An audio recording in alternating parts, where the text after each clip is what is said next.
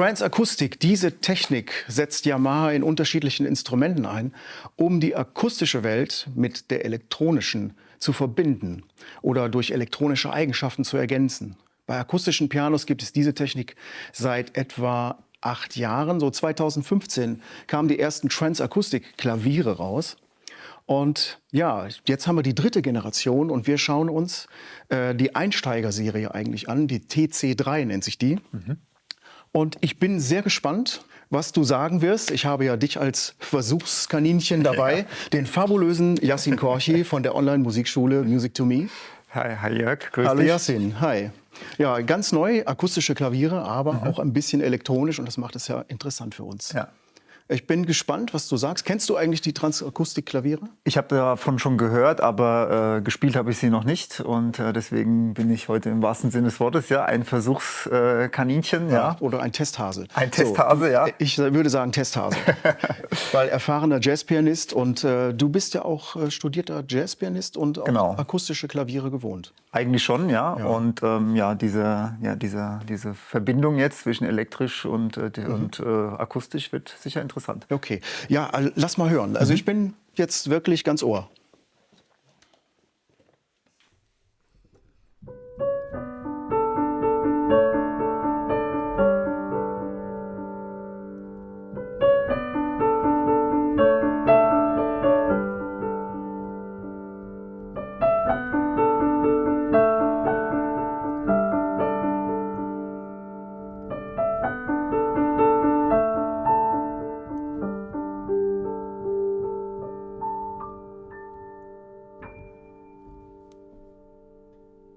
Ja, wow. Ich würde sagen, du spielst doch schon ganz anders als auf einem Digitalpiano. Es ist schon ein ganz anderes Feeling. Also es ist ein absolutes Klavierfeeling, fühlt sich total gut an, macht Spaß. Aber sei mir nicht böse, ich habe dich wirklich aufs Glatteis geführt, weil du hast den elektronischen Klang gespielt. Okay. Es ist so. Also es ist schwierig, das auseinanderzuhalten. Mir ging es genauso. Also das ist eigentlich durch Zufall passiert, als ich es zum ersten Mal angetestet habe, bis dann jemand von den Technikern sagte, oh sorry, du spielst ja den elektronischen Klang, es ist noch gar nicht akustisch.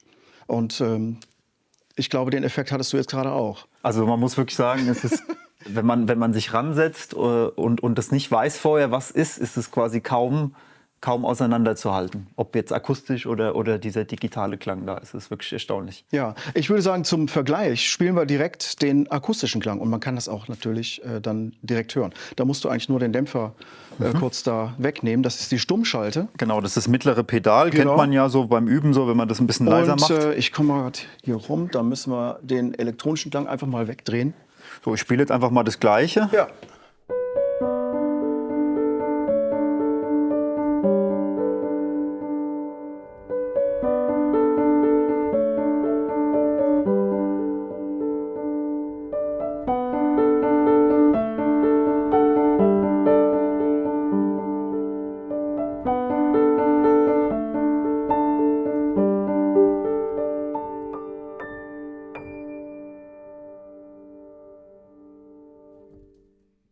Also hört man ganz klar einen Unterschied, oder? Den Unterschied hört man. Ja. Ganz klar. Aber erst dann, wenn man wirklich bewusst umschaltet auf den akustischen Klang. Aber was interessant ist, es ist jetzt akustisch nicht jetzt besser im Sinne von, das ist jetzt aber viel besser, sondern es ist anders.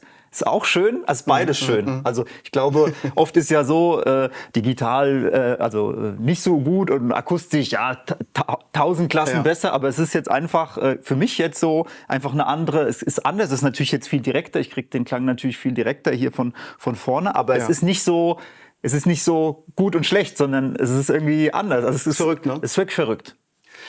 Also ich glaube, da sollten wir auch ein bisschen auf die Technik eingehen. Aber vorher würde ich gerne noch einen anderen Test mit dir machen. Nämlich würde ich gern dir diese Kopfhörer auf den Kopf setzen. Und wir schalten noch mal da das stumm. Das muss man da so einrasten, alles klar. Und jetzt gebe ich dir den Kopfhörer. Ich werde jetzt leider nicht zuhören können, weil es ist jetzt wirklich stumm geschaltet.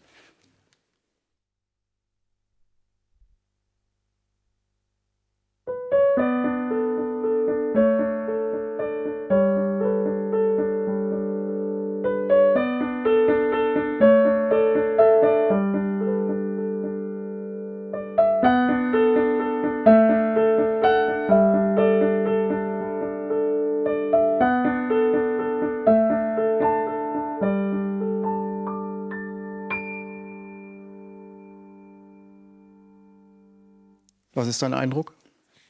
Super. Super guter Klang. Also klang total. Ja, es ist die Spezialität, das ist ein binauraler Klang. Das funktioniert nur über Kopfhörer, deswegen habe ich dir den gegeben. Da kommen wir gleich noch mal drauf. Okay. Ich denke, wir gucken uns jetzt mal die akustischen Sounds an von den beiden Klavieren. Wir haben ja einmal das kleinere, B1 ist ein typisches Kleinklavier. Und das hier ist ja schon etwas größer, anderer Resonanzboden, also auch die Elektronik wird da anders klingen. Also wir können das ja mal im Vergleich spielen und hören uns das, also die Elektronik, also ja, über den Resonanzboden gespielt. Ja, ja. Das ist noch ein Detail. Vielleicht, Tim, kannst du vielleicht dir das angucken mal mit der Kamera. Das sind diese Transducer hier unten, die übertragen die Elektronik auf den Resonanzboden. Okay, dann hören wir uns doch die beiden Klaviere mal an. Also die sind, ich glaube, das wird uns jetzt auch nicht groß überraschen. Die werden unterschiedlich klingen, das sieht man auch an der Größe schon. Ja, ja. Und ja, spiel doch mal was an. Vor allem wichtig, das Stummschaltepedal ausschalten. Und hier quasi auf. Ja, da kannst du draufdrücken und dann ist der Sound aus. Okay.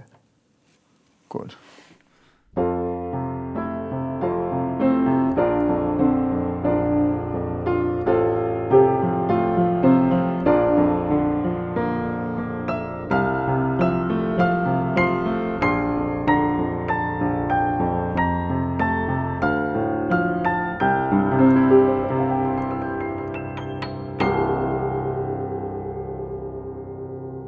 Ja, das klingt, also ich finde sehr transparent, super schön, Sehr gut, offen. ja. Aber ich glaube, im Bassbereich, das werden wir hier jetzt hören, ist das hier nochmal eine andere Nummer. Das glaube ich auch, ja. Ja, lass hören. So, ich versuche mal das Gleiche nochmal zu spielen.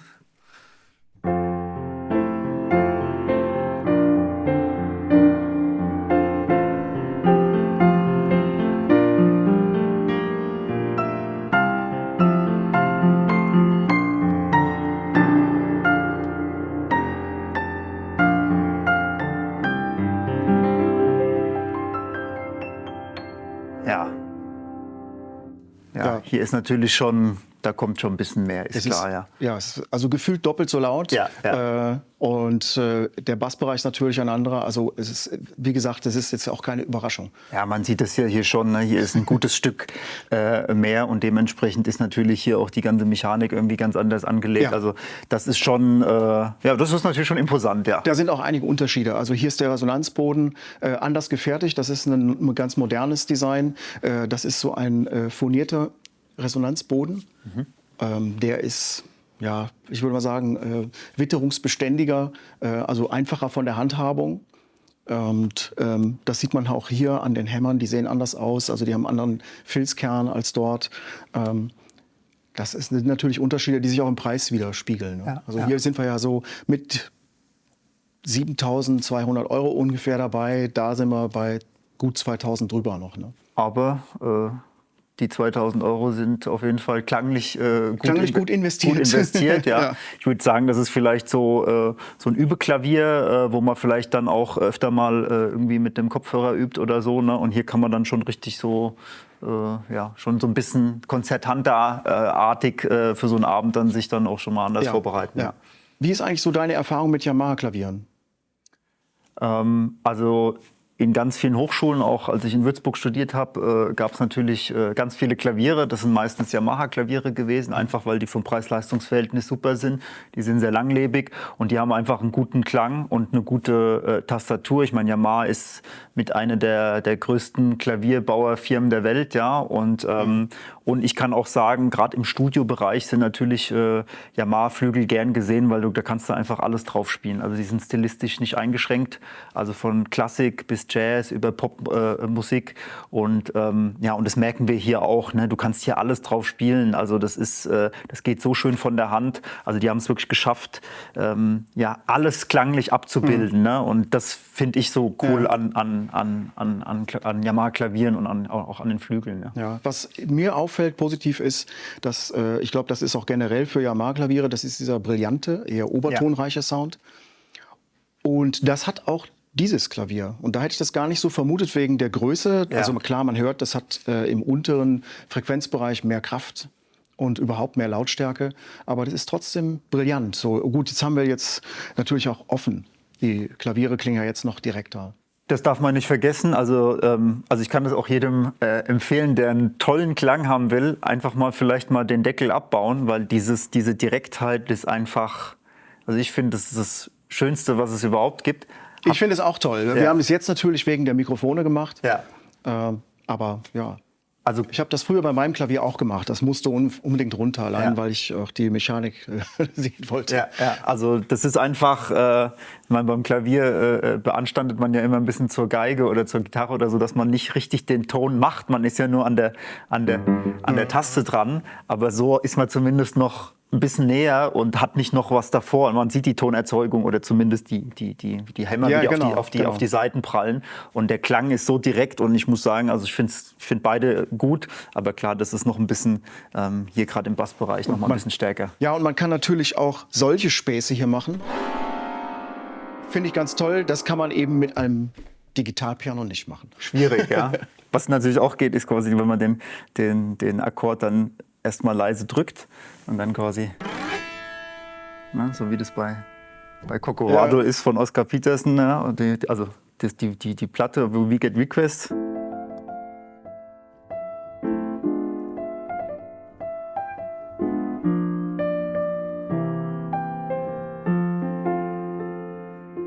Wie hast du das gemacht? Einfach A-Moll, leise drücken und... Genau. Und dann bleibt dann der Akkord stehen. Super. Ja, und das ist, Also einfach mal zu Hause ausprobieren, Deckel ab und coole Sachen kann man raus. sehr schön experimentieren. Ja. Klasse. Okay, wir gucken uns dann noch mal ein bisschen die Technik an. Da gibt es nämlich das... Also man fragt sich ja, wie wird eigentlich das jetzt übertragen auf die Elektronik? Und das ist ein kontaktloses Sensorsystem. Also sind in den Tasten und unterhalb der Tasten sind Sensoren. Es gibt da so ein elektrisches Feld und da wird natürlich jede Bewegung genau abgemessen. Und also es wird auch das Anspielen aus dem Tastenweg wird auch alles gemessen. Also das funktioniert auch sehr gut. Das gucken wir uns jetzt im Einzelnen an mit den tollen binauralen Sounds. Bin gespannt. Das heißt auch für alle, die zugucken, binaural heißt, es funktioniert nur mit dem Kopfhörer und dafür ist es auch gedacht, dafür sind die hier eingebaut. Und ich empfehle gute Kopfhörer. Dann gucken wir uns jetzt nur die elektronischen Klänge an. Die kommen hier über den Kopfhörer in binaural. Also das ist einmal der CFX, den wir auch oft in Yamaha-Pianos schon angespielt haben. Und der Bösendorfer. Und beide sind als binaurales Sample. Das heißt, es ist eine hast du ja schon festgestellt, eine eigentümliche Räumlichkeit, die auf dem Kopfhörer entsteht. Aber es funktioniert eben nur auf dem Kopfhörer. Das heißt also auch für euch, die ihr zuguckt und zuhört, es funktioniert ab jetzt nur noch mit einem Kopfhörer. Ich habe dafür auch, wie wir immer bei den Yamaha-Pianos haben, die Smart Pianist App. Die verbindet sich auch drahtlos mit dem B3. Und ich habe hier den CFX Grand, den kennst du? Ja. Lass hören.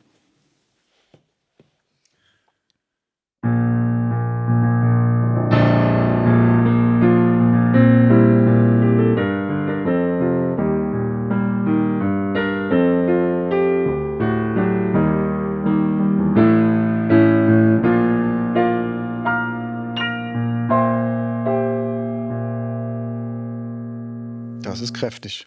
Das ist echt ein kräftiger Sound. Meine ist Güte. schon hart, ja. Also da auch in den Bässen.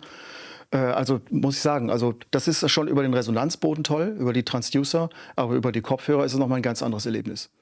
Also ich glaube, wenn man jetzt zuschaut und auch jetzt vielleicht keine Kopfhörer aufhat, kann man das quasi überhaupt nicht Ich glaube auch nicht. einschätzen. Das ist jetzt nicht irgendwie, ja, das klingt jetzt gut über Kopfhörer, wie man das vielleicht von irgendeinem Digitalpiano kennt, sondern man denkt, dass das an ist, dass es akustisch kommt. Ja, das ist auch mein Eindruck gewesen tatsächlich, weil man jetzt auch so die Hämmerchen sieht und man möchte das einfach nur glauben, dass man einen akustischen Flügel spielt. Ja. Das ist verrückt. Also das ist unglaublich. Und was wir jetzt auch gleich noch sehen werden, die verschiedenen Flügel, das ist ja jetzt auch nochmal interessant, dass da jetzt auch die, dass der Klangcharakter noch rüberkommt. Genau, ja. Ja, schauen wir mal. Hören wir uns den Bösendorfer an, auch in binaural.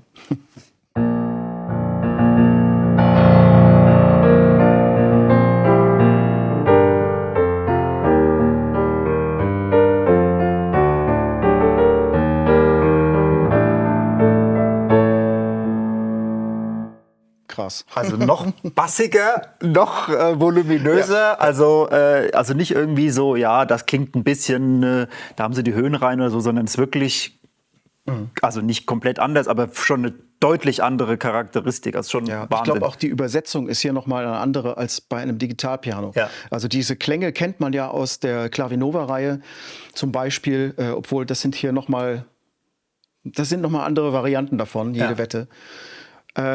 Ich glaube, man kann jetzt über diese echte Klaviertastatur nochmal, also ich habe das Gefühl, wenn ich dich beobachte, dass du da nochmal eine ganz andere Kraft draufbringen kannst und auch einen anderen Ausdruck findest.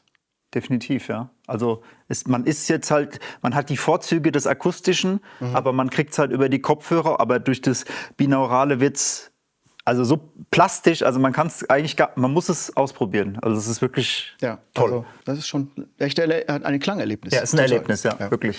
Dann haben wir das Upright Piano. Und das ist eben jetzt nicht mehr binaural. Ah, okay.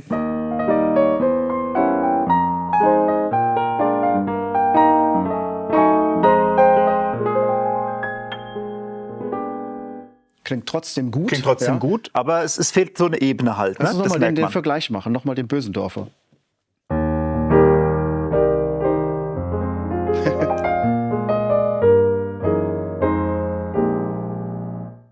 Also das ist wirklich abgefahren. Diese gerade so bei dem Jurassic Park Ding, wenn man dieser zweite, dritte, der dann so richtig laut wird, das ist so tief wie bei einem, also es ist irre. Ja. Ich finde es fantastisch. Man hat jetzt hier in dieser App auch noch Zugang zu den anderen Sounds, also in diesem Modul hier unten, da sind dann auch noch, wie man das kennt, da sind so Pads und sowas. Das ist natürlich auch nochmal eine schöne Sache, wenn man jetzt denkt, man könnte ja akustisch spielen und mischt die Elektronik über den Resonanzboden hinzu. Das probieren wir jetzt auch noch mal aus. Alles klar, dann um die Verwirrung komplett zu machen, spielen wir jetzt das akustische Klavier und das elektronische Teil dazu.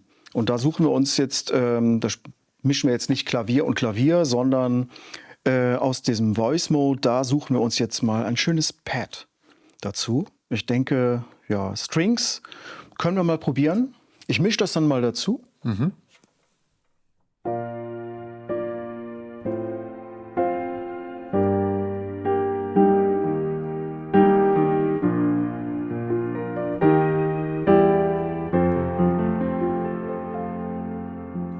Das klingt schön. Ich hoffe, dass das Synthpad ein bisschen weniger Obertöne hat, ein bisschen spaciger klingt.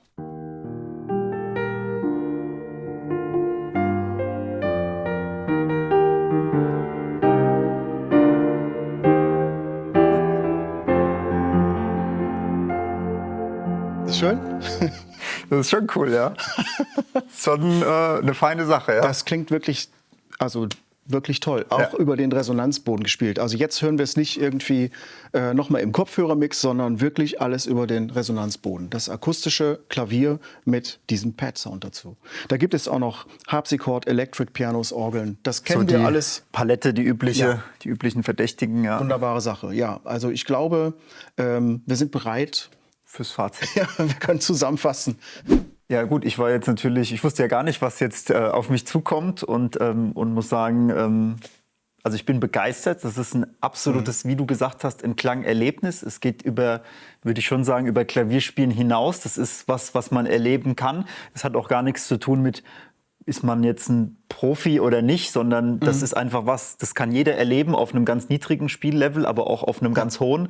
Und jetzt auch gerade irgendwie so der Elton John so mit den Streichern, das ist normalerweise was man vielleicht am E-Piano nicht so macht, weil es nicht so fett klingt oder nicht so. Und hier natürlich mit dem akustischen, mit dem Sound, mit dem Streichersound. Also das Tolle ist, es gibt so viele Variationen, verschiedene, mit Kopfhörer, binaural, ohne Kopfhörer, akustisch, digital, und das hält einfach den Spaß halt relativ lange hoch, würde ich sagen. Ja, das ist ein gutes Stichwort, Spielspaß. Ja. Das ist tatsächlich ist das ein ganz wichtiger Punkt. Das motiviert am meisten zum Spielen, denke ich. Das ist der Spielspaß, dass man eigentlich unbedingt spielen will. und besser kann es nicht laufen. Ja. Auch für Einsteiger und ja, die ambitioniert Klavier lernen wollen. Und ich glaube, da gibt es ganz wichtige Punkte, die man da noch ins Feld führen muss. Nämlich, es gibt ja Leute, die suchen ein Digitalpiano mit der besten Tastatur. Da gibt es ja wirklich auch sehr hochpreisige Instrumente und auch wirklich gute. Nur, wenn man das richtige Ding haben will, also the real thing als Klavier, dann ist natürlich ein echtes Klavier immer auch das Beste, was man machen kann. Und hier hat man das Beste aus beiden Welten, weil man kann leise spielen. Das ist für viele eben das Argument für ein Digitalpiano, dass sie sagen, Klavier kann ich nie spielen in der Mietswohnung, das funktioniert überhaupt nicht. Also muss ich diesen Kompromiss eingehen. Und das ist dann für viele dann immer ein Kompromiss. Und das ist dann auch nicht so der beste Weg, würde ich mal sagen. Das hier ist eine gute Kombination, die dann darüber hinaus auch noch, ja, wie du sagst, einen Klang erleben und einen Spielspaß mit sich bringt. Und dass man das entdecken kann. Das finde ich sehr wichtig. Man hat hier ja, die echte Klaviertastatur. Und die Mechanik, das ist jetzt nichts Nachempfundenes, sondern es ist wirklich echt. Und die Elektronik ist sehr, sehr gut angepasst. Also was du da an Kraft auch rausgeholt hast, also das überzeugt mich absolut. Ja.